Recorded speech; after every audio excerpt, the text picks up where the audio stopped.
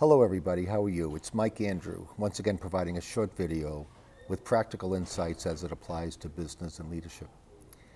Today, I want to talk a little bit about what I think are the most fundamental qualities of leadership, and it's character and integrity.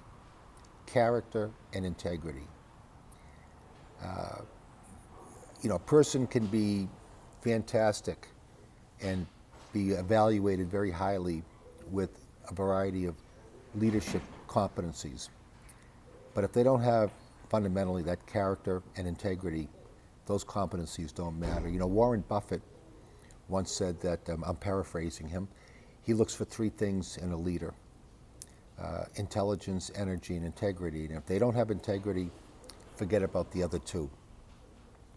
I remember the story of Jack Welch from GE, the former chairman and CEO of GE. He took the values of that company very, very seriously. And there were stories of some of the very senior executives, SVPs, EVPs, that exceeded their KPIs, exceeded their goals for the year, but they were fired. They were fired because they didn't do it in the right way. They didn't demonstrate and model the all-important values, part of which I'm sure was character and integrity. So that's why I want to focus on. This may sound a little self-serving, but I'm doing it for a bigger purpose. This is a book, one of the books that I wrote, The Greatest Leader He Ever Saw. It's a story of character-based leadership. Let me just give you a quick overview of it. It's about two main characters. There are other characters, but primarily there are two main characters.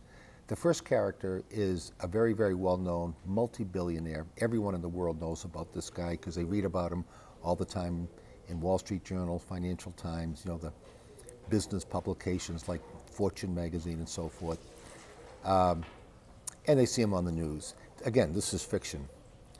But he's arrogant. He's got a big ego. He's selfish. He's not at all liked, and he's just not a good leader at all with his attitude.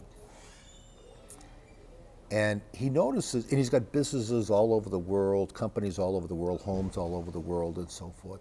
He notices one of his businesses is a professional sports team, and he notices that one of his players is an aging veteran who doesn't play much. And matter of fact, his whole career was just mediocre.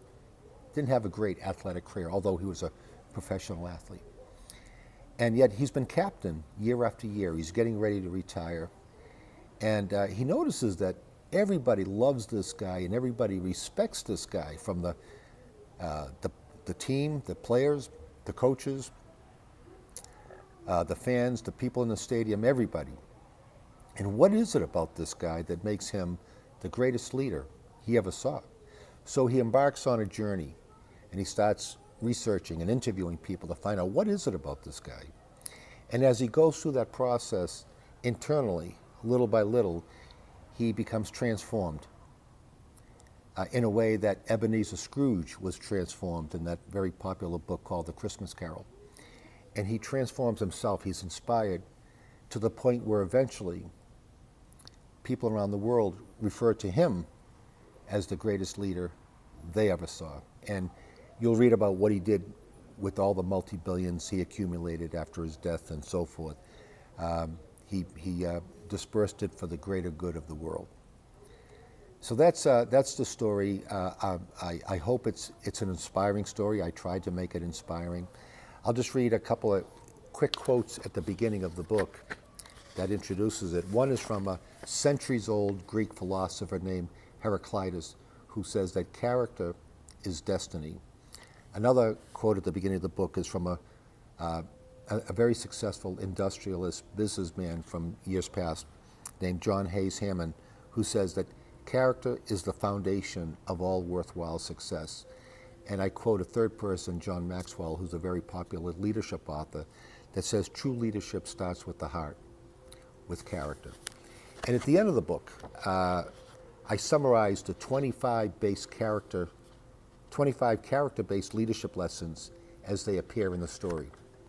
And one of them, these are my words, my view, is that integrity, humility, and treating people with dignity are the foundations of great character-based leaders. And I think that's how we all want to be remembered.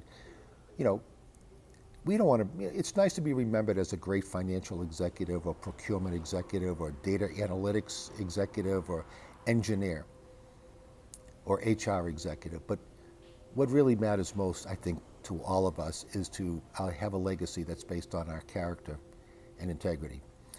Far more important than leadership competencies. Leadership competencies are good. We want to excel at our leadership competencies, but they don't matter if you don't have character and integrity.